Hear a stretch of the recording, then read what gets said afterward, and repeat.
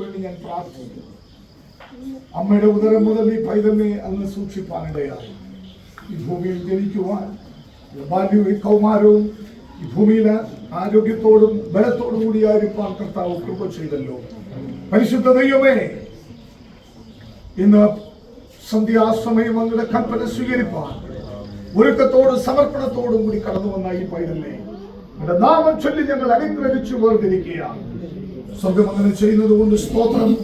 യേശു ക്രിസ്തുവിൻ നാമത്തിൽ തന്നെ 2000-ൽ പരം വർഷങ്ങൾക്ക് മുൻപ് മാനവജാതിയുടെ പാപത്തിന് പരിഹാരമായി തീരുവാൻ സ്വർഗമഹിമകളെ വെടിഞ്ഞ് താണലോകത്തിൽ മറിയുടെ ഉദരത്തിൽ ചുരുങ്ങിയിറങ്ങി ഭൂമിയിൽ ജനിച്ച് 33 തിരുവയസ്സു വരെ ജീവിച്ച് അത് യോഹന്നാനാൽ യോർദാൻ നദിയിൽ സ്നാനമേറ്റ് പാപികൾക്ക് മാനസാന്തരവും രോഗികൾക്ക് സൗഖ്യവും ഭൂതഗ്രസ്തർക്ക് വിടുതലും നൽകി മരിച്ചവരെ ഉയർപ്പിച്ച് താൻ ദൈവപുത്രൻ അവസന്നിഗ്ധമായി വെളിപ്പെടുത്തപ്പെട്ടവനും യഹൂദന്മാരാൽ നിന്ദിക്കപ്പെട്ടും ത്യജിക്കപ്പെട്ടും അവൻ പൊന്തിയോസ് പിലാത്തോസിന്റെ മുമ്പിൽ ക്രൂശിപ്പാൻ ഏൽപ്പിക്കപ്പെട്ടവനും പല കോടതികളിലും മാറി മാറി വിസ്തരിച്ചിട്ടും ഒരു കുറ്റത്തെ കുറിച്ചും ബോധം വരുത്തുവാൻ കഴിയാതിരുന്നിട്ടും ക്രൂശിപ്പാൻ വിധിക്കപ്പെട്ടവനും പീലാത്തോസിന്റെ നടുത്തളം തുടങ്ങി ഗോൽഗോഥ മലമുകൾ വരെ ഭാരമുള്ള മരക്കുരിശും ചുമന്നുകൊണ്ട് വീട് എഴുന്നേറ്റ് കടന്നുപോയവനും ആമേൻ തലയോടിലമെന്ന സ്ഥലത്ത്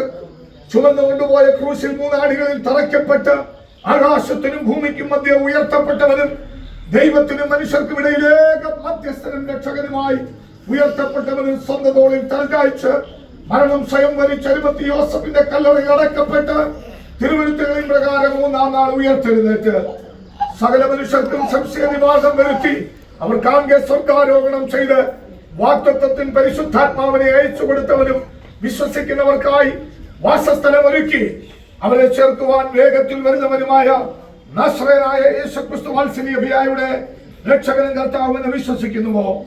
വിശ്വസിക്കുന്നവരെ സ്നാനപ്പെടുത്തുകയെന്നുള്ള കർത്താവിന്റെ കൽപ്പനയാലും വാത്സല്യ നിന്റെ സാക്ഷിവചനത്താലും ഞാൻ നിന്റെ പിതാവിന്റെയും പുത്രന്റെയും പരിശുദ്ധാത്മാവിന്റെയും നാമത്തിൽ പരസ്യമായി സ്നാനപ്പെടുത്തിക്കൊള്ളുന്നു.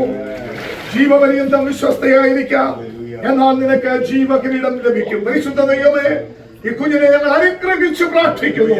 ഒരു അനുഗ്രഹമായിരിക്കട്ടെ യേശുവിൻ നാമത്തിൽ തന്നെ. ആമേൻ.